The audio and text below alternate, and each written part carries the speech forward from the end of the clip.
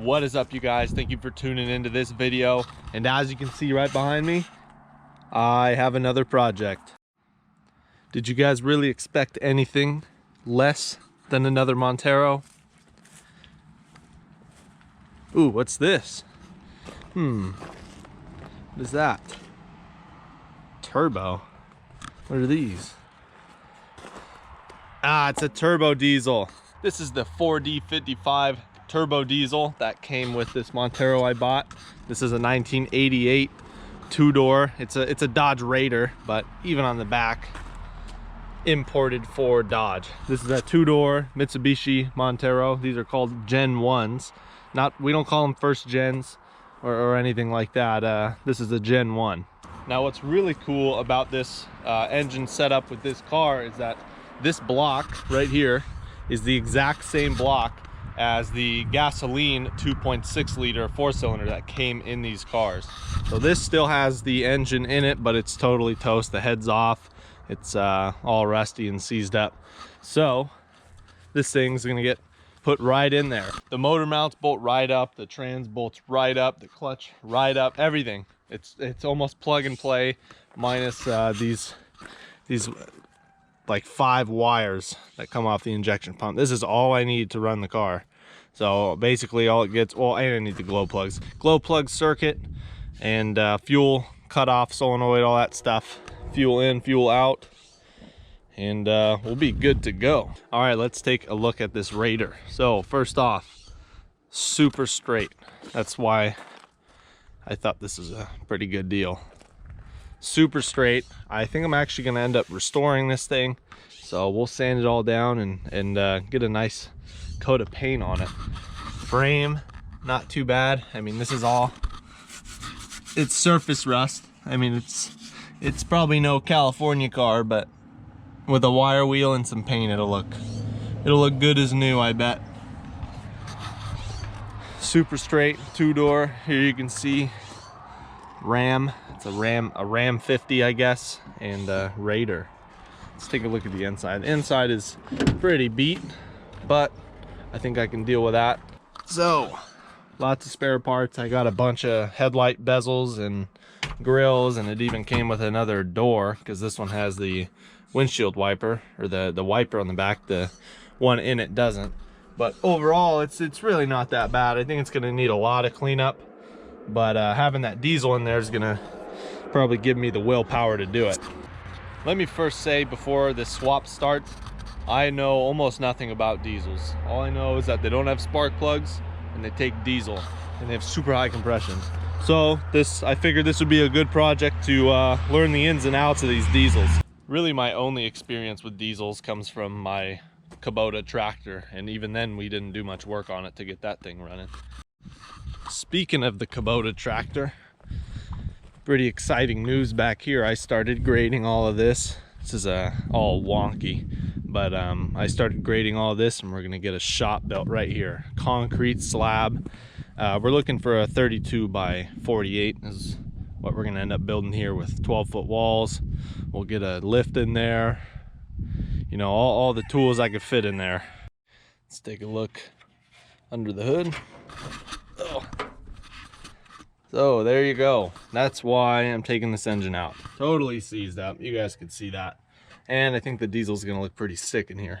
I'm not sure if the exhaust past the header is the same, so maybe that'll just be super easy to hook up. I don't know. And yeah, this thing's pretty much just toast. If anyone needs like a cam gear or something like that, let me know. Send it out to you. All right, it's the next day. First things first, let's take off the hood.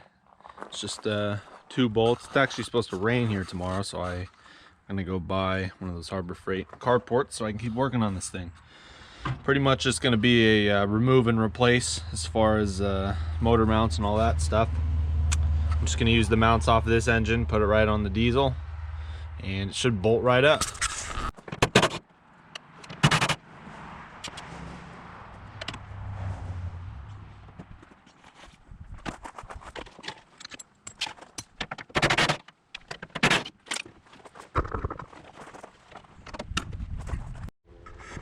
Now we're able to get the tractor in here and actually pull it out. So first I got to disconnect the starter stuff down here, all the bell housing bolts, and then the motor mounts, and it should oh, and the alternator. It should come right out. It's been raining for a couple of days, so I haven't been doing much work on this thing since I got to pull it out to take the engine out of here.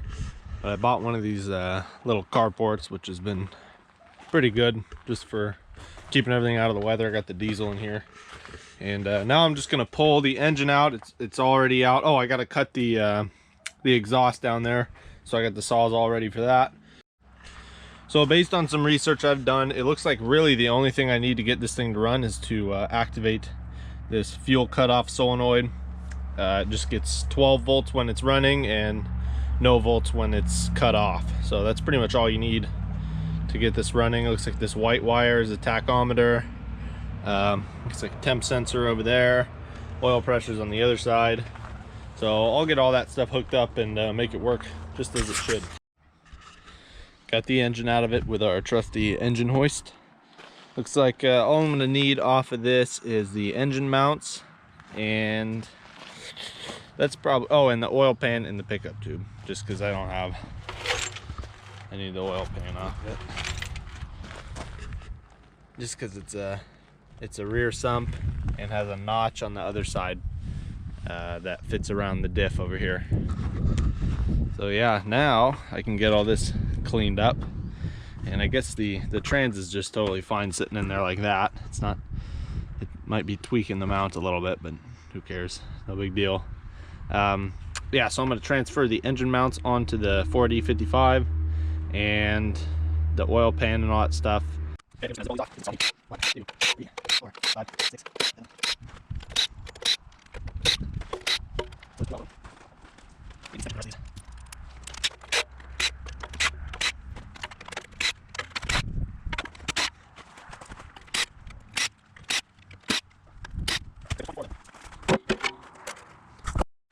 Alright guys, now you can see we're in my nice big shop here with nice concrete floors. I'm going to put this on the engine just so I can bolt it to the engine stand. And we can get this thing flipped over and I can put the oil pan on it and all that stuff. So let's go ahead and do that. I picked up these 4 bolts. These are like $4 a piece.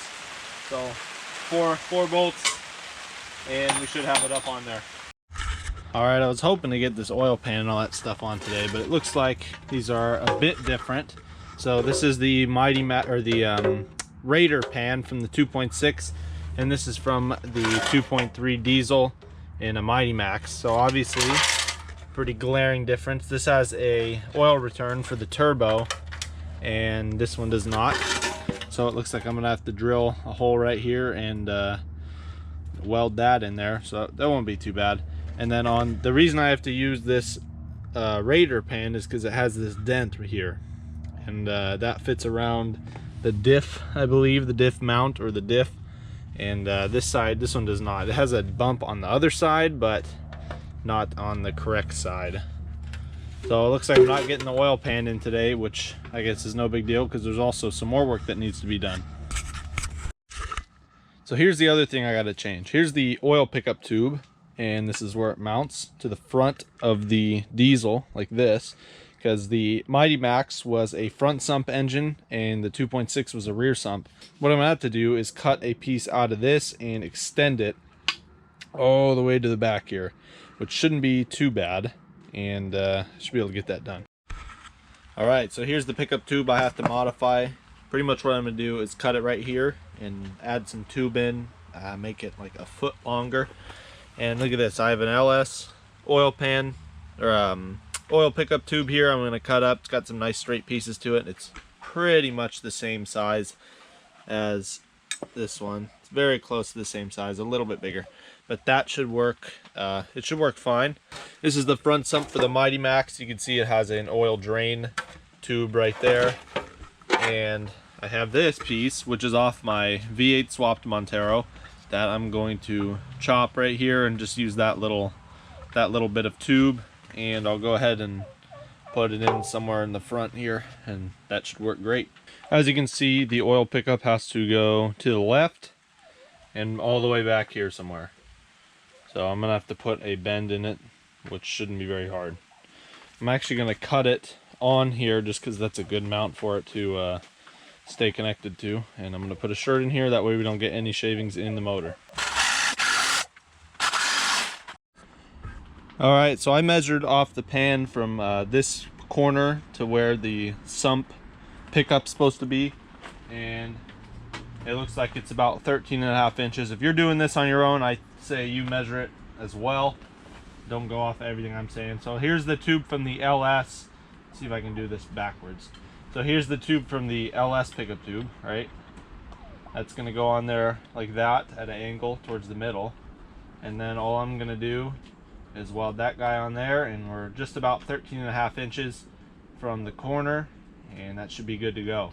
I'm gonna make a mount off of this onto the main stud right there, and that should work perfectly. All right, here's the pickup tube I made. It's all tacked together. I'm gonna test fit the pan. I don't know if it's gonna fit because this is kind of tall up here compared to the oil pan, how deep the front part of the sump is. So I don't know, this might end up getting a pie cut or something weird to bring it down closer to the crank. Yep, that's kind of what I thought would happen. So we're 3/4 of an inch off, so I got to somehow get 3/4 of an inch out of this pickup tube guy right there. And this side's even worse because it's flat right here, so I'm gonna have to bring that thing down super tight. What I think I'm gonna do is I'm gonna cut this flange off flush, and then I'm gonna chop it up here and see if I can get that 1 inch out of this tube and weld it back onto the flange. Okay, so this is what I did. It's still hot. I cut the flange off of here, you can see. I cut the flange off, then I cut this section, this little section out of the tube, and I cut it flat. So it was normally something like this, I think like that. So it was normally like that big long tube, and I cut it, and now it's very short. There is the updated pickup tube that I just made. So it's a little shorter, but it looks like it might work. Moment of truth right here. Let's get this oil pan on there. Make sure that goes around there. That's good. Aha! That fits perfect. Nothing is hitting the oil pan. Now all I got to do is measure how far away the actual oil pickup screen down here is from the bottom of the pan. Now I actually watched a roadkill episode, or it was Finnegan. He put some Play-Doh on top of the oil pickup, right, and then put the pan on it, and it smushed it down, and that pretty much gives you your how far away you are from it. But since I have a screen on here, let's take that off. Since I have a screen, I'm not going to put Play-Doh right on it. I'll put like a plastic bag over it, and then I'll put Play-Doh on it. All right, I got the Play-Doh on there. I got it covered in bags just because I don't want it to get covered in oil. I found a different way to measure the oil pickup distance from the pan. You just measure off at these points on the pan and the engine, but I think the Play-Doh way is kind of cooler than that. So let me go ahead and try this out. Put this on.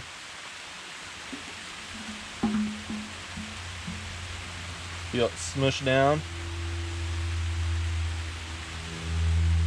All right, there we go. Boom. That looks like, I don't know, if I had to say, probably like 1/2 inch. So I might want a little less than that, I think. But I'll be able to bend this thing. It's pretty close right now, so it looks like I'm just gonna have to bend it a little. Also looks like the oil pickup to pan clearance is about 3/8 of an inch, or 1/4 to 3/8, which is exactly what you want. So this will work perfect. Got the oil drain tube thing welded on here. I'm gonna water test it. I'm gonna water test it in a minute. I gotta clean out this pan big time anyway, so I'm gonna fill it with water and see how it does. All right, it's the end of the day. I'm gonna go ahead and Loctite these bolts, and I'm gonna put a lock washer on this nut and also Loctite that. I don't want any of this stuff coming apart. Then I'm gonna put the oil pan on. I'm gonna put some gasket sealer right here, and that should seal up the motor. All right, it's a new day. Probably gonna be the last day of this video. This engine is pretty much ready to go in the car. if you weren't gonna do the timing belt and all that stuff. So I gotta do the timing belt job and also need to buy the clutch alignment tool. But before that, I'm gonna pressure wash this whole thing and clean it up as best I could, because this is a dirty engine. Look at the alternator. Hopefully that thing still works. If not, I don't know how I'm gonna do it. But I'm gonna go ahead and pressure wash all this. I got the oil pan on last night. You saw that. It's looking pretty good. Let's do a little before and after.